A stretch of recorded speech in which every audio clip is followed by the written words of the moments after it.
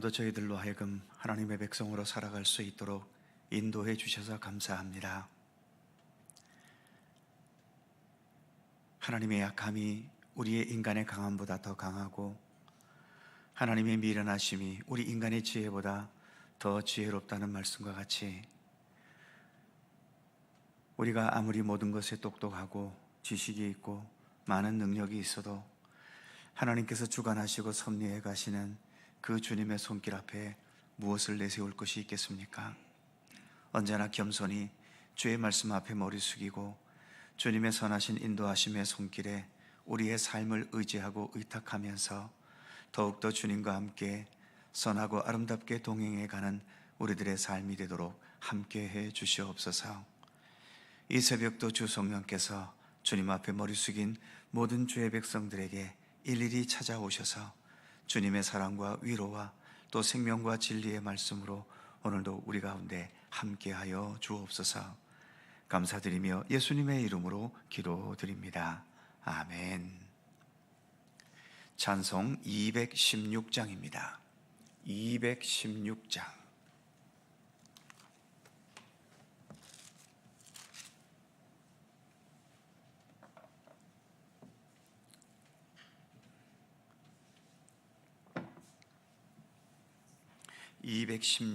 함께 찬송합니다. 성자의 귀한 몸 날 위하여 버리신 그 사랑 고마워라.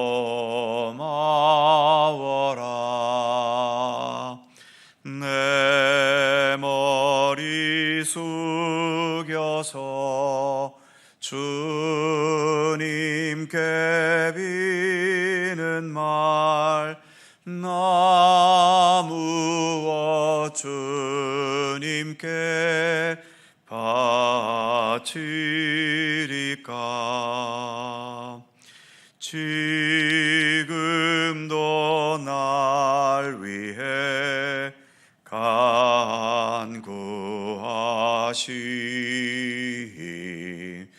이 옅은 믿음이 아옵나니. 주님의 참사랑 고맙고 놀라워 찬송과 기도를 쉬지 않네. 주님의 십자가 나도 지고 신실한 믿음과 마음으로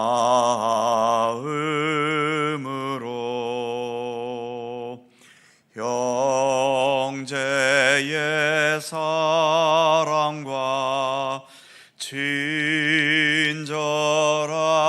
위로를 네게나 베풀게 하옵소서. 만 가지 은혜를 받았으니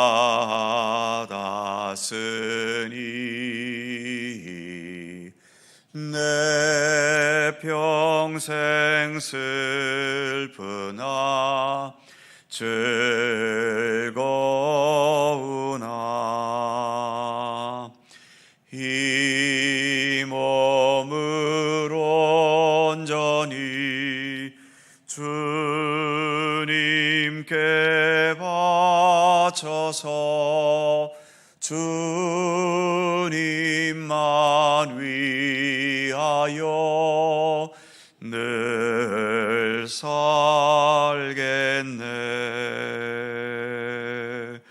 아멘.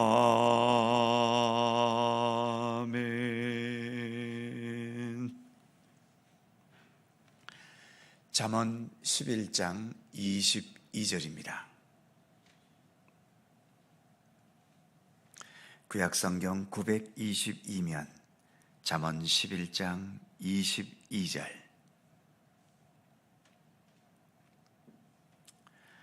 22절 한 절 말씀 다 함께 한 목소리로 봉독합니다. 아름다운 여인이 삼가지 아니하는 것은 마치 돼지코의 금고리 같으니라. 아멘. 그 다음 24절에서 26절까지입니다. 역시 한 목소리로 읽습니다. 흩어 구제하여도 더욱 부하게 되는 일이 있나니 과도히 아껴도 가난하게 될 뿐이니라. 구제를 좋아하는 자는 풍족하여질 것이요 남을 윤택하게 하는 자는 자기도 윤택하여지리라. 곡식을 내놓지 아니하는 자는 백성에게 저주를 받을 것이나 파는 자는 그의 머리에 복이 임하리라. 아멘. 어제 본문이었던 18절에서 23절까지의 말씀은 의인과 악인에게 다가올 마지막 결과에 대한 내용이었죠. 그런데 그 후반부인 22절에 전후문맥과 어울리지 않는, 물론 억지로 어울리게 하려면 그렇게 할 수도 있겠지만 어쨌든 잘 어울리지 않는 22절 말씀이 들어 있습니다. 그래서 어제는 22절 말씀을 다루지 못했지요. 22절 말씀을 다시 보면 아름다운 여인이 삼가지 아니하는 것은 마치 돼지코의 금고리 같으니라. 삼가지 아니한다는 말은 바른 분별력을 잃어버렸다는 의미입니다. 분별력을 잃어버렸기 때문에 그 행동이 단정하지 못하고 바르지 못한 상태인 거죠. 그래서 이렇게 분별력을 잃어버려 올바르지도 못하고 단정하지도 못한 삶을 살아가는 것을 삼가지 아니한다라는 말로 표현하고 있는 겁니다. 흔히 하는 말 중에 너 얼굴값 좀 해라, 이름값 좀 해라, 이런 말을 할 때가 있죠. 얼굴은 잘났는데 사는 게 너무 엉망이거나 이름과 지위는 좋은 것을 가지고 있는데 그 이름과 지위와는 다르게 사는 게 너무 엉터리일 때 하게 되는 말이지요. 이 말은 더 나아가서 좋은 이름, 좋은 얼굴, 좋은 지위, 좋은 삶의 조건을 가지고 있다면 거기에는 책임이 뒤따른다는 의미이기도 합니다.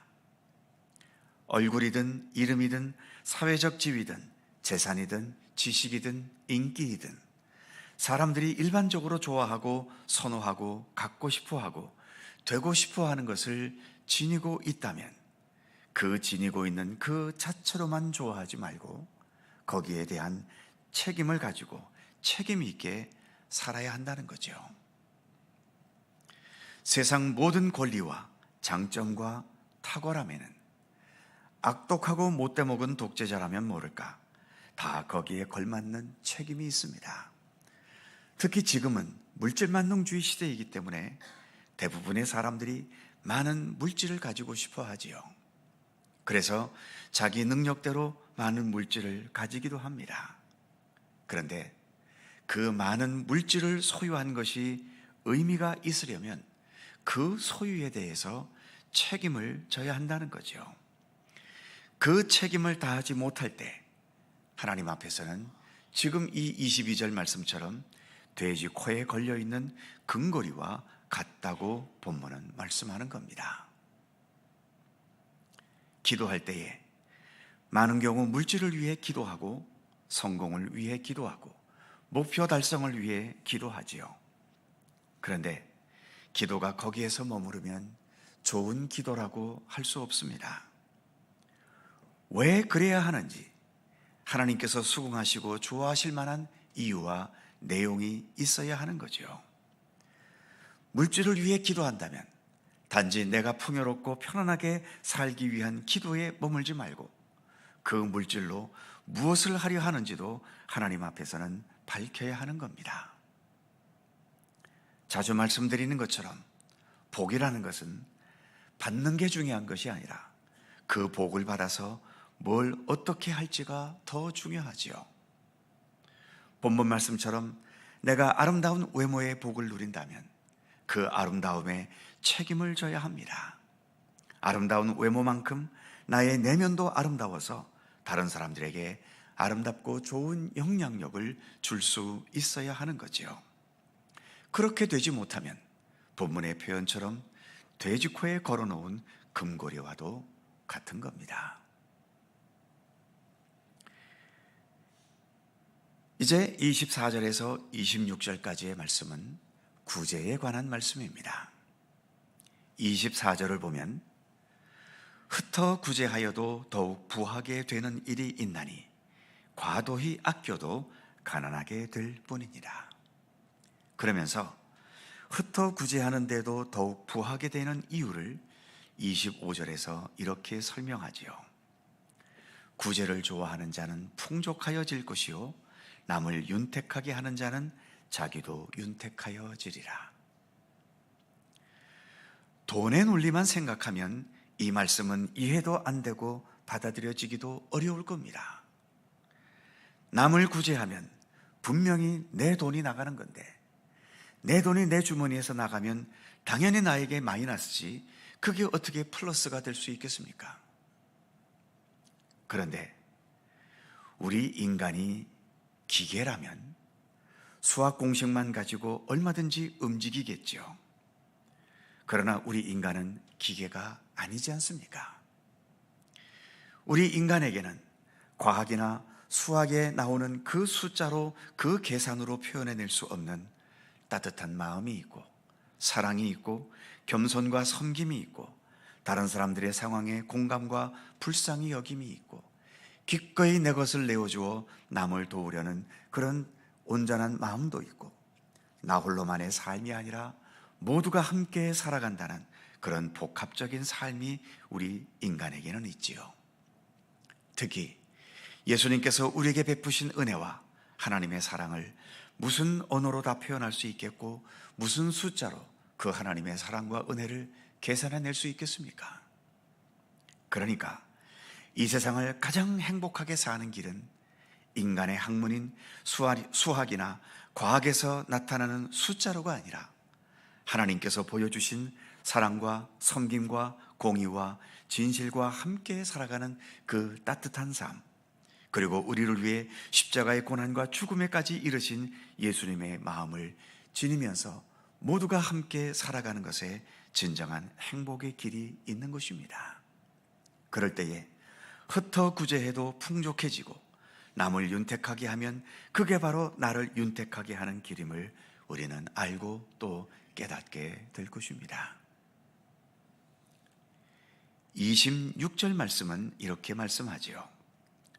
곡식을 내놓지 아니하는 자는 백성에게 저주를 받을 것이나 파는 자는 그의 머리에 복이 임하리라. 곡식이 모자란 때에 더 많은 떼돈을 벌려고 매점매석하는 행위를 말하고 있는 거죠.